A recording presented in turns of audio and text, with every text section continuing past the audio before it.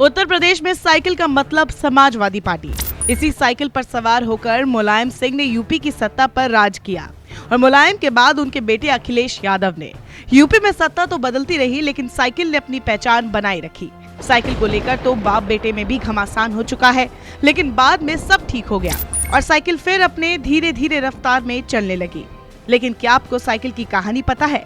कैसे एक मामूली सी साइकिल समाजवादी पार्टी की पहचान बन गई है? इसकी कहानी भी बहुत दिलचस्प है। कहानी बहुत समय पहले की है। चौपाल में मुलायम गांव के एक दोस्त रामप्रकाश गुप्ता के साथ ताश खेल रहे थे। गुप्ता ने शर्त रखी कि जो जीतेगा उसे रॉबिन हुड साइकिल मिलेगी।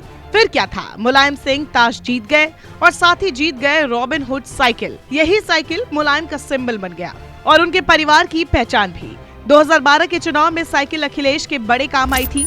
चुनाव के दौरान अखिलेश ने जिलावार और गांववार डेटा निकाला कि कहां पर कितनी जनसंख्या है, कैसे वोट है, कैसी वोटिंग है, कैसे कैंडिडेट जीतते हैं, क्या मुद्दे हैं।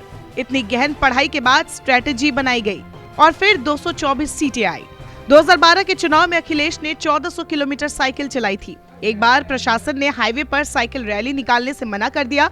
अखिलेश 75 किलोमीटर पगडंडियों और धूल भरे रास्तों से साइकिल चलाते गए।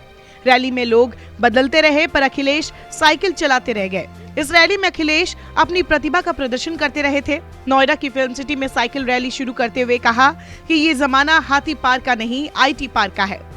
नोएडा में ही मायावती ने हाथी पार्क बनवाया है। इस चुनाव के साथ एक रोचक चीज है, 1987 में मुलायम जैसे क्रांति रथ पर चढ़कर मुख्यमंत्री बने थे, वैसे ही रथ को अखिलेश ने 2011 में निकाला था। तो ये थी कहानी समाजवादी पार्टी की साइकिल की। अब देखना है कि ये साइकिल 2022 के विधानसभा चुनाव में अखिलेश यादव को फिर से सत्ता दिला पाती है या नहीं।